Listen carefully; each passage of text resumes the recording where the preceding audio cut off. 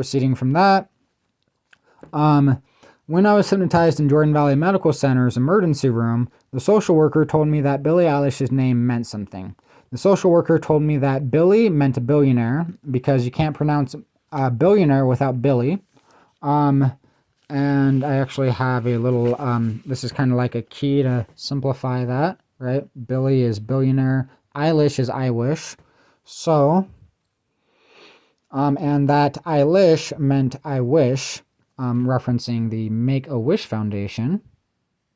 So, billionaire I wish, Billie Eilish. Because they rhyme, Eilish and I wish. I was also hypnotized to draw a star that looked like it had one arm raised that was shooting a beam of light out of the raised arm, and to write Make-A-Wish over the beam of light, and to think it was the Make-A-Wish Foundation's logo. I was also hypnotized to draw the same star shooting a beam of light out of its hand, and to write everything I wanted on top of the beam of light, because the Make-A-Wish Foundation was supposed to make everything I wanted come true. So, you can see that here. Typically, the curvature was actually much more exaggerated like that, but regardless of such, not too important, more of a circular shape, but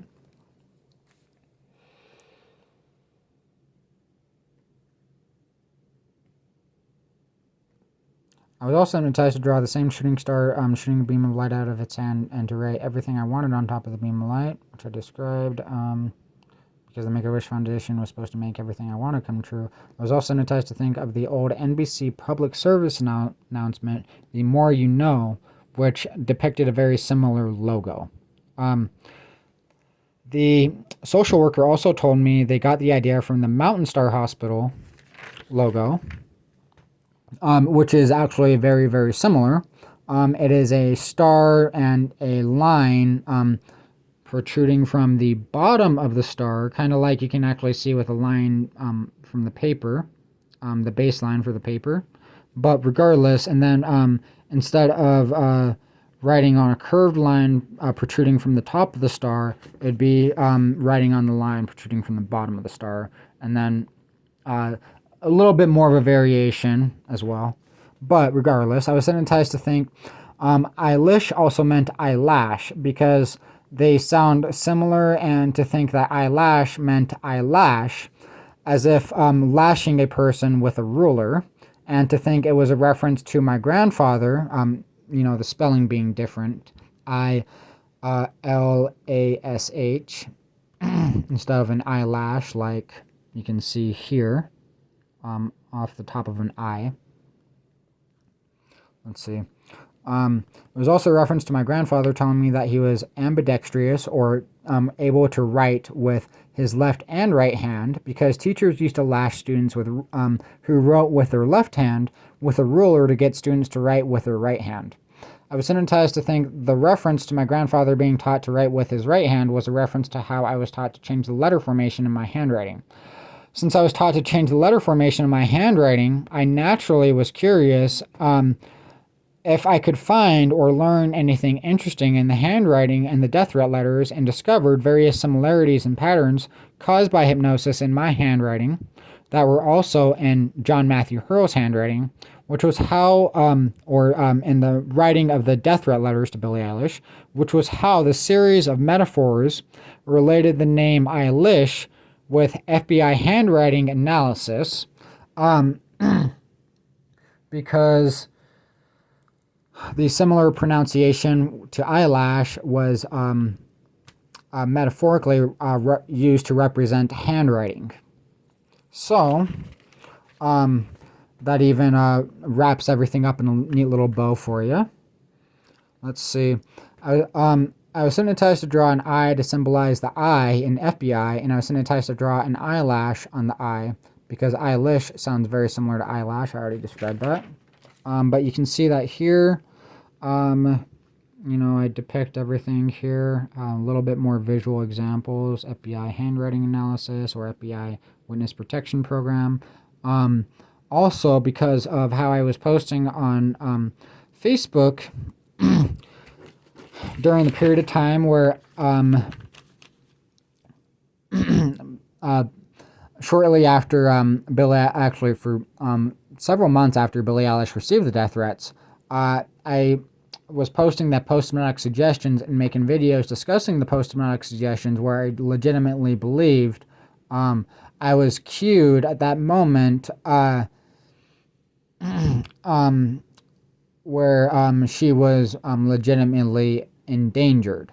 So that is why, based off of the content on my Facebook, why FBI Witness Protection Program or handwriting analysis or Federal Bureau of Investigation also represented Facebook history investigation, because if you look at my Facebook history, you can see a wide variety of the evidence of the effects of hypnosis on me and the various hypnotic commands and suggestions I describe. So, when I was hypnotized, the social worker tried to hypnotize me to think that death threats were funny and tried to hypnotize me to brag about getting multi-billionaire death threats, because I must have been doing something very impressive to get multi-billionaire death threats. I was hypnotized to think death threats were funny, since threatening to kill a suicidal person could literally be laughable, because it could actually encourage a suicidal person to do what they were threatened for doing if they wanted to die. Which is why they threatened to torture me and kill my friends and family. The emphasis was put on multi-billionaire death threats because I was hypnotized to think that some multi-billionaires were willing to pay for multi-billion-dollar ransoms in exchange for a presidential exemption for criminal activity they were involved in. And to further relate the quality over quantity metaphors, this was also used to describe, because with the multi-billionaire aspect, that's where they involved Warren Buffett in the situation, which I don't have any necessary like concrete evidence or very rational or logical reasoning to make any accusation of Warren Buffett's actual involvement in the situation. Although I was told that since Warren Buffett is one of the richest multi-billionaires in the world, and that a large portion of his profit and income came from the Berkshire Hathaway Enterprises, which is a solar panel company. And in a college physics class that I took back in 2012 at Utah State University, I was taught by the professor, Tonya Triplett, PhD, that the amount of electricity required to manufacture a solar panel is greater than the amount of electricity the solar panel is capable of producing in its lifetime. Or in other words, indicating, say for example, you put 2 units of electricity into the solar panel, and the solar panel is only able to put out 1 unit of electricity, meaning that we had to put in even more electricity just to generate the solar panel than the solar panel was able to produce. Very simple, similar comparison to, say for example, if you buy something for $2 and then you sell it for $1, you're actually losing money off of buying and selling that item. And it's the same concept with energy instead of money. So the quality over quantity aspect was a reference to, since I commonly reference that, which actually most statistical data I've been able to find regarding solar panel efficiency has actually indicated that solar panels are rather efficient, able to produce much more energy than is required to manufacture the solar panels. Although, just based off of the formula, if that formula was correct and that data was correct that I was taught in Utah State University, that solar panels required more energy to manufacture than they were able to produce, that it wasn't about how much electricity was produced or the quantity of electricity produced. It was about the quality of electricity produced, because it was high quality, clean solar energy, regardless of it, if it was a smaller amount or quantity of energy. It was higher quality solar energy. Making it seem almost laughable, but there's contradictory information there indicating that there was likely falsified information that I was given, and the information that I was taught from Utah State University was in 2012, indicating that it was also around a decade ago and outdated. I was hypnotized to think everything I wanted was a reference to how they told me that I was going to be able to go on NBC and talk about everything I wanted politically, as part of the contract with the Make-A-Wish Foundation. Let's see.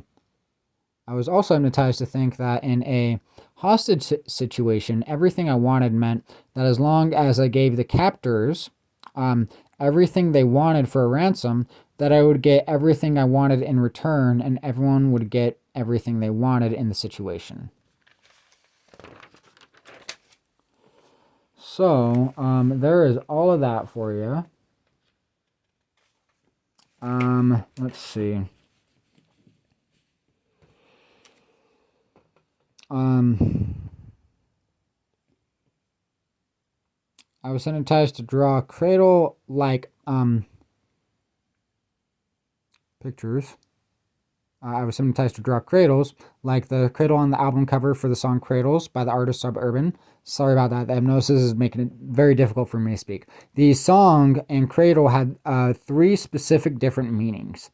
The cradle represented how I used to rock back and forth from PTSD related to sleep deprivation because of how children are rocked back and forth to sleep in cradles. That's the first meaning. The second, the cradle also represented various threats that I was going to be given STDs and other threats towards my reproductive health that would impair my ability to reproduce children. The cradle also represented a hypnotic seal that was used on me. A hypnotic seal is using hypnosis to sabotage future attempts to induce hypnosis. An example of hypnotic seal would be hypnotizing a person to yell or scream at a person if anyone attempts to hypnotize them, which would most likely interrupt any hypnotic induction and deter anyone from helping that person, because they seem irrational and angry or aggressive, and it would be potentially dangerous to try to help that person. And that's a method of basically preventing anybody from finding out what happened to that person and that person was hypnotized. When the hypnotic seal was triggered, I was cued to think about the specific ideas I came up with that could potentially save innocent children from dying, and how I was forced to accept that innocent children were dying unnecessarily because I couldn't help them while I was hypnotized. To keep me from going back to future hypnotherapy sessions, the hypnotic seal made me believe that the hypnotherapists helping me were intentionally sabotaging my attempts to reverse the hypnosis, so that I would believe the hypnotherapists were then responsible for the deaths of several innocent children. After learning what a hypnotic seal was, I was cued to remember a nursery rhyme I was told by Kathleen Island when I was hypnotized. The nursery rhyme, she was one of the people that hypnotized me, and she told me this while I was in the deep hypnotic trance. The nursery rhyme was, "Hush, little baby, you're going to die. Matthew's going to cry and stay hypnotized." I described the hypnotic seal in further detail and review clips from the hypnotherapy session when the hypnotic seal was triggered and I began crying, as well as when I discussed being forced to think of children dying during the session.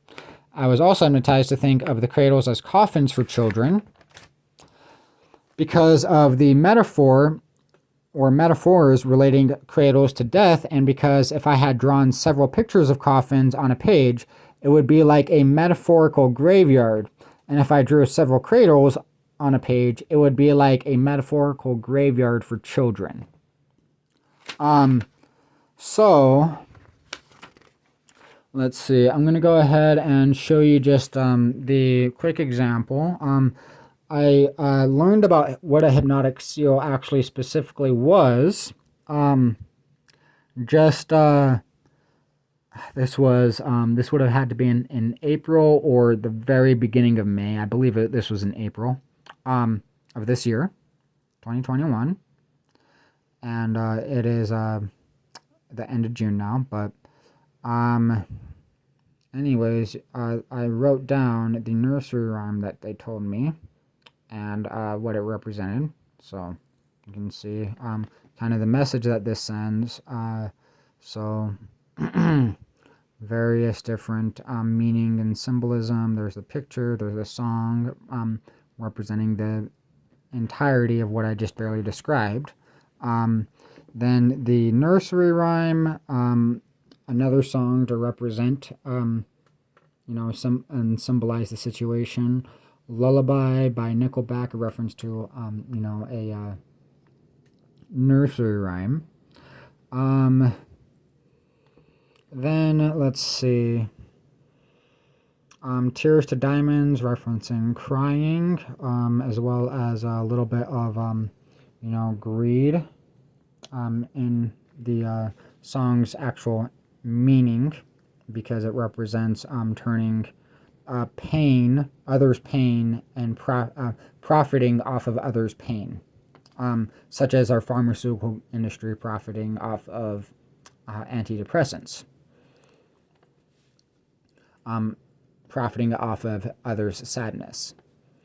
Then, for example, The Kids Are All Dying, song by Phineas.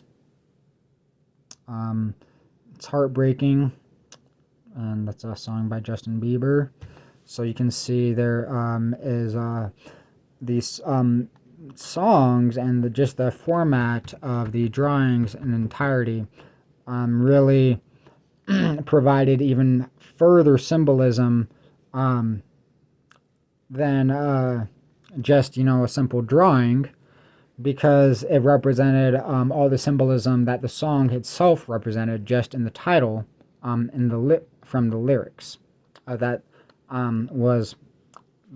would be written or sang or performed by the artist. So, anyways, let's see. You can also see here several different pictures. This is like the Doodles to be Murdered by reference, right? So, coffin. And these are like just referencing some of where the context, how these, what these pictures represented or symbolized, a little bit at least. So you can see, the coffin there. You can see a little picture of a gun, representing no guns allowed. Ironically, representing, no gun violence instead of gun violence. A crown representing You Should See Me in a Crown, the song by Billie Eilish. Let's see, you can also see a reference to Donald Trump, the hotel owner, which Mac Miller made a song about, and the bell. You can see, so Joyner Lucas and Will Smith made a song called Will, referencing Will's acting career, as well as very specifically referencing a TV show that he did called The Fresh Prince of Bel-Air. Then you can see, another drawing, a pyramid with an eye on top, a tree with a noose knot. So this also represents like overcoming greed, for example, especially because it's represented on and depicted on the back of a dollar bill. Uh, and specifically, I was also hypnotized to think that this meant being above greed. Um, for example, the eye and I like. I mean, you can kind of get the gist of it as well because eyes are often actually very symbolic of you know unmaterialistic uh, views, perceptions, being able to see things from you know uh, unique perspectives as well. Specifically, in the metaphor referencing a third eye, where you're not like literally seeing things visually, but you can kind of see, for example, how a system or an organization could be corrupt. Um, you can see the reality of a situation. You can see, for example, deceit. You can recognize deceit. That would be an example of that. And it has philosophical meaning instead of materialistic meaning. And since the eye is above the material object and symbol of the pyramid, it's kind of like a symbolism of rising above materialistic greed for the better of humanity with morality, for the truth. That's also what the eye represents, too, or commonly depicted to represent. Then, of course, the situation with suicide, changing from just a normal tree to, a murder, actually, especially with this situation. Then, how I was hypnotized to mess up the drawing of the tree and turn it into a nuclear power plant cooling tower. Even hypnotized to draw a dead body over mistakes in my handwriting with a little flower sticking out, or an angel stick figure with wings, to even representing full-time cappers, or education, a diploma and a graduation cap. So like full-time representing completion and cap representing the, or like the degree representing full-time, the cap representing completion of the education, etc. You kind of get the gist of it.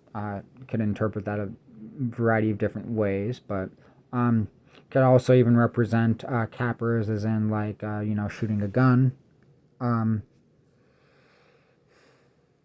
And then there's also the mushroom cloud, depicted by Drop the Bomb on 'Em, song by Eminem, which was a reference to, being political, mind-blowing concept. And, for example, time, or an hourglass. And then there's a song called Time by NF, correlated with that. I was also hypnotized to draw a TV with the NBC logo on it, or a variation or alteration of the NBC logo. And I was hypnotized to think that represented me being on the news, like G-Eazy is depicted in his music video for the song I Mean It, where he is in a suit, like an anchorman on the news and seen on television.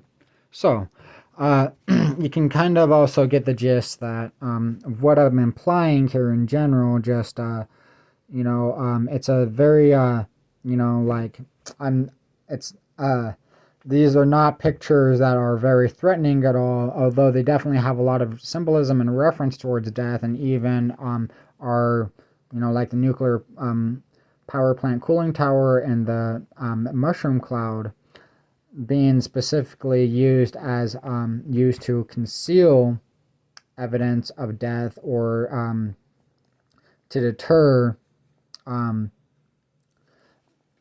any symbolism referencing the murder that I witnessed, or could be taken in a variety of different contexts here. And as you can see, with the entirety, since I was framed for assault charges I didn't commit, and based off the situation where, I would have had to break my legs in order to get the medications that I was prescribed, such as Klonopin or Valium, while in the jail. Like I would have had to broken my legs and become hospitalized. And then the mountains even depicting intermountain healthcare, the metaphor with a stick figure climbing the mountain to obtain healthcare. And then also the metaphor that was used where the stick figure was depicted as little Billy, implying a little boy. Actually, not specifically Billie Eilish, by the way, but regardless of such, there is that for you. And then even to the references with the handwriting, going to breaking knees, to hypnotic seals or presidential seals in politics. And I didn't draw a bike on this picture, but kind of get a gist of the idea. Let's see, so, yeah. Also a puppet. Let me see, there are some drawings at the top that I actually forgot to include. So there was the puppet, a kite, a bow. So that was let's see, right